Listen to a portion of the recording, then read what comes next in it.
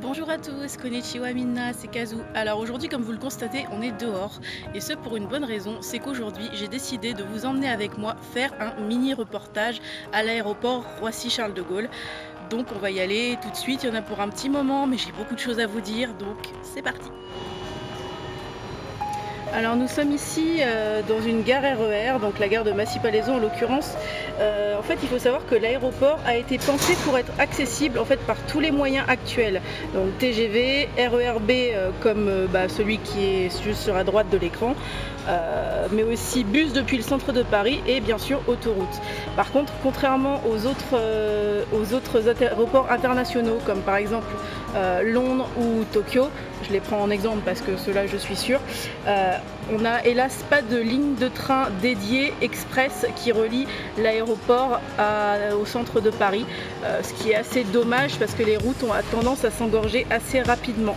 Donc il faut savoir qu'à l'heure actuelle, en termes de fréquentation, Roissy est le deuxième aéroport le plus grand d'Europe derrière celui de Londres et le 10e mondial. Donc il s'étend sur 3300 hectares, c'est-à-dire l'équivalent d'un tiers de Paris, si vous vous rendez compte à peu près de ce que ça fait, et il emploie pas moins de 90 000 personnes. 90 000, vous vous rendez compte à quel point c'est énorme comme chiffre? Donc l'extension de la ligne B du RER qui dessert les deux terminaux de l'aéroport a en fait été inaugurée le 13 novembre 1994. Avant ça, il n'y avait pas d'accès RER, donc c'était assez problématique. Et les trains qui la composent ont été rénovés petit à petit jusqu'à aboutir à cette version qui est la plus récente des RER B. Voilà, donc en fait en RER, depuis le centre de Paris, il faut savoir qu'on met environ 40 minutes et environ 1h15 depuis une gare RER de la banlieue sud comme Massy-Palaiseau. Donc finalement l'aéroport est plutôt bien desservi à ce niveau aussi. Non, en fait le seul moyen d'accès qui pêche vraiment, comme je le disais, c'est vraiment l'engorgement des voies d'accès routiers aux heures de pointe. Ça c'est vraiment un problème.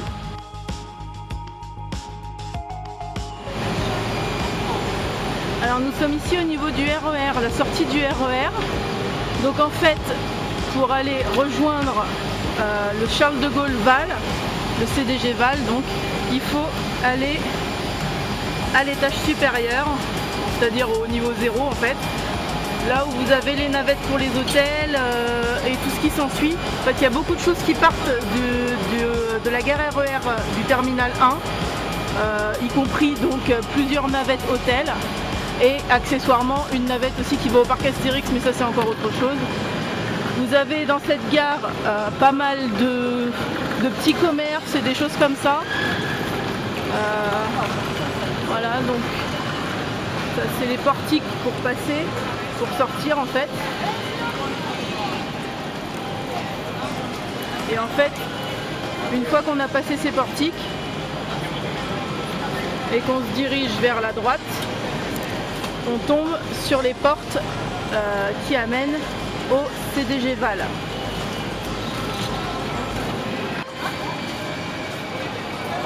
Voilà, donc là on va au CDG Val, qui est en fait une sorte de mini métro.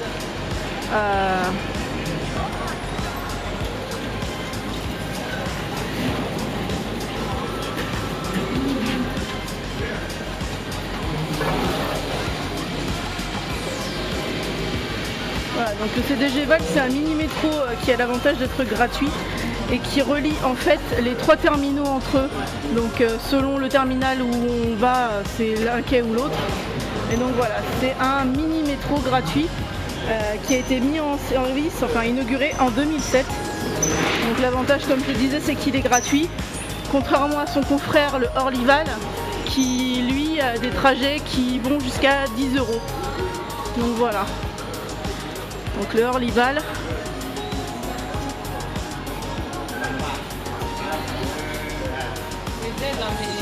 Bon, bien sûr on peut rejoindre l'aéroport en lui-même en bus, mais quand même le CDG Val c'est quand même beaucoup plus pratique.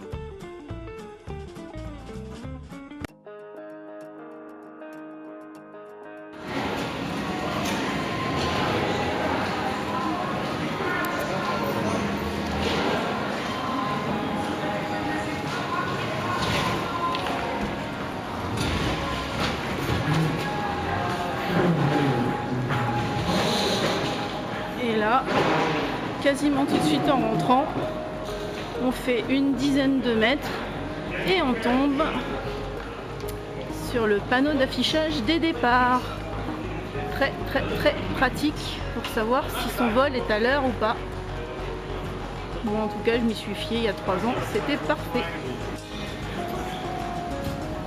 Donc nous sommes actuellement au terminal 1, comme je le disais, et en fait il en compte 3, dont le deuxième qui est le plus vaste.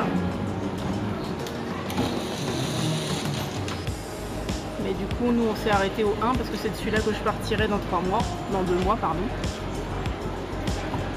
Donc comme je disais, le deuxième terminal est le plus vaste, puisqu'il est découpé en 8 secteurs, A, B, C, D, E, F, G et le plus récent, le M. Mais là, ici, on va s'intéresser au terminal 1, donc comme je disais, qui, à cause de sa forme circulaire, est surnommé le camembert, parce que chaque endroit d'où part un avion est comme une part de camembert, tout simplement. Donc Charles de Gaulle Étoile, en fait, l'aéroport en lui-même, en entier, a la particularité de posséder 4 pistes, soit 2 fois plus que tous les aéroports européens.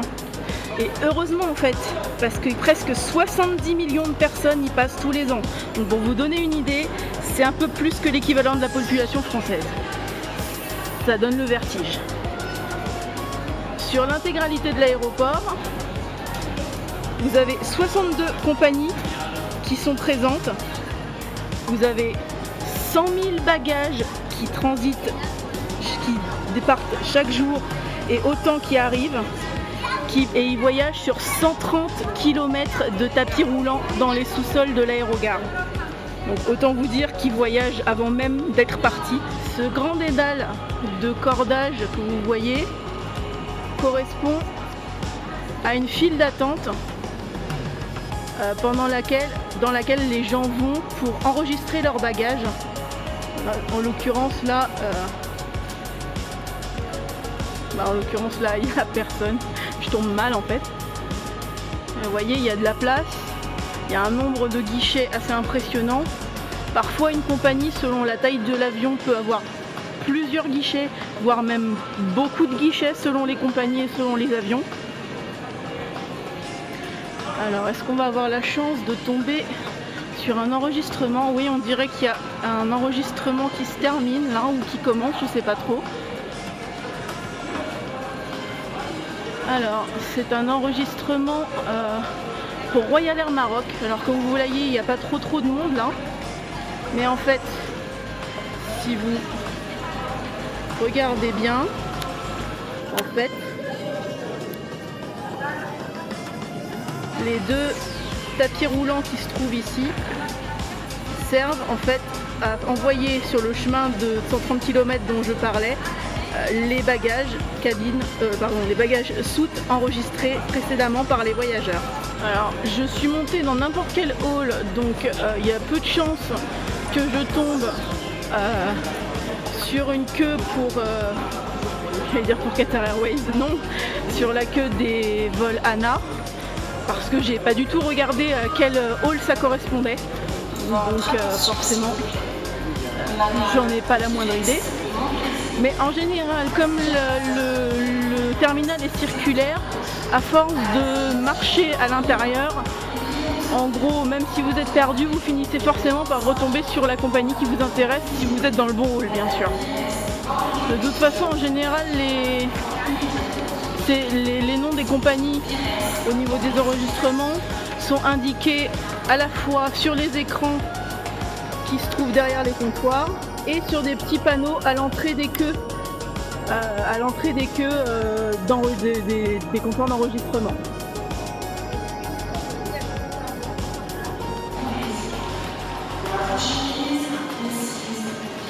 Donc il faut savoir que quand on enregistre des bagages, comme je l'ai déjà dit dans une précédente vidéo, en fait il faut faire attention au poids qui est autorisé par la compagnie, mais il y a également des produits qui sont interdits, que ce soit en soute ou en cabine, et pour lesquels il faut faire très attention parce que du coup ils vous seront confisqués et vous risquez peut-être d'avoir des soucis. Donc faites très attention. Ah bah si, vous voyez, je disais qu'on n'allait peut-être pas tomber dessus, mais si. Je suis tombée au pif, mais le comptoir ANA, il est là. Faut marcher un petit peu dans l'aérogare, mais il est là. Coucou, je serai là dans 2 mois. Voilà, donc évidemment, moi je suis pas en business class. Hein. Coucou la business class, que je ne verrai pas. Voilà, economy class. En général, c'est là où il y a le plus de monde, le plus de queue, et où on attend un bon moment. Voilà, c'est ici que je ferai la queue dans 2 mois. C'est cool. Voilà.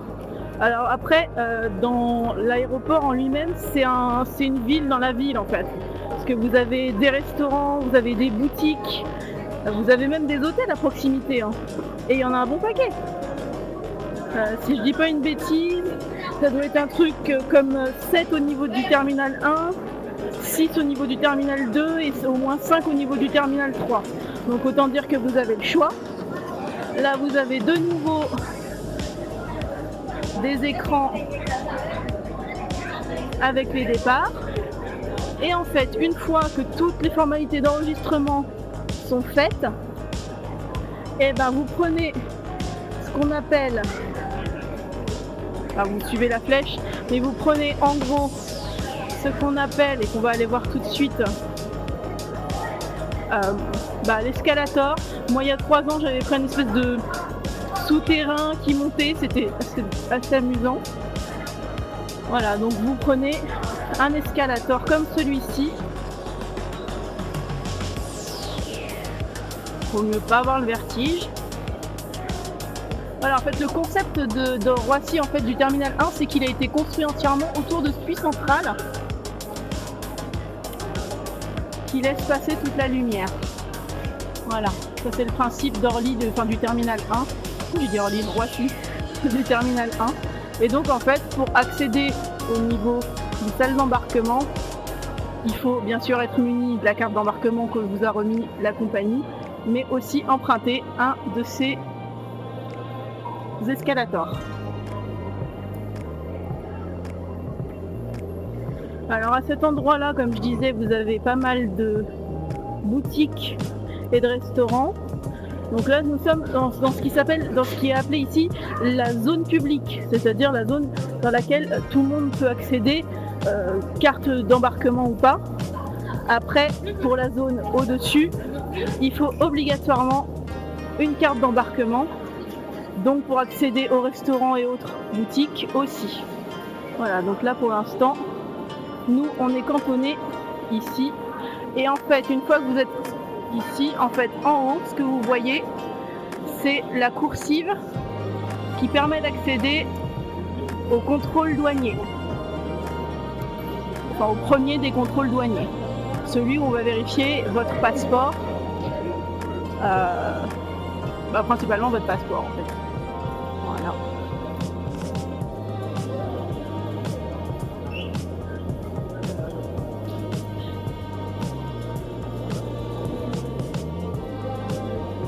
Donc une fois que vous avez fait ça, une fois que vous êtes là-haut, vous n'avez plus qu'à vous relaxer en attendant votre avion, en gros. Mais dans la zone publique, il y a pas mal de choses aussi. Donc comme je disais, il y a des restaurants, il y a des boutiques. Et il y a également un bureau de change. Alors, comme je l'ai dit dans le planning virtuel, le bureau de change ici, il faut éviter de l'utiliser parce que les taux sont très élevés, enfin les taux de commission sont très élevés. Mais si vous n'avez vraiment pas d'autre choix, voilà. Voilà, donc pour accéder aux boutiques, aux restaurants, etc., il faut descendre. C'est donc ce qu'on va faire puisqu'on est toujours en zone publique et que c'est autorisé.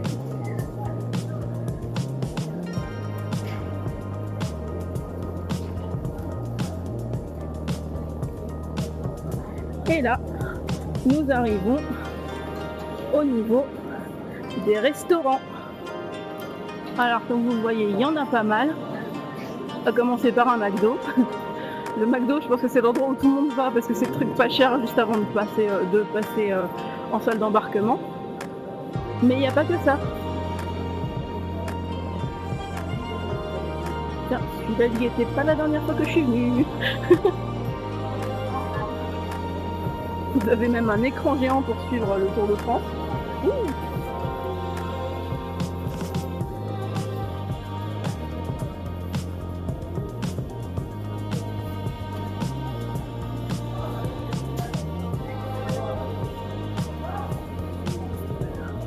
Donc là vous avez encore d'autres comptoirs d'enregistrement. Mais celle-là c'est pour les enregistrements automatiques.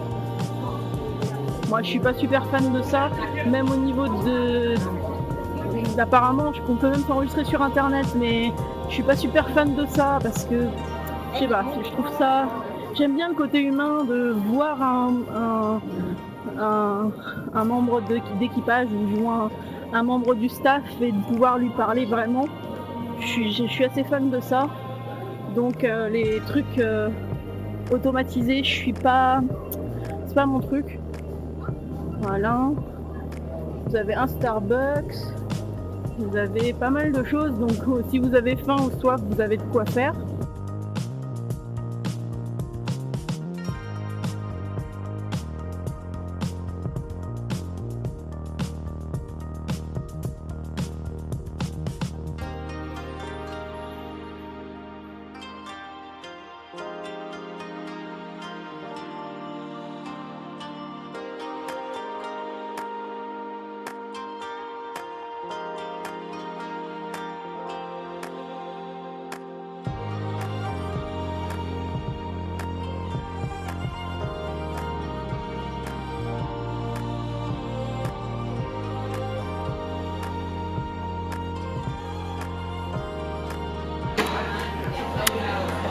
J'ai oublié de mentionner quelque chose d'important, c'est que les écrans avec les départs sont affichés dans tous les restaurants. Donc là, c'est au McDo. Au McDo, vous en avez dans les 3 ouvertures. Et vous en avez aussi dans tous les restaurants. C'est indispensable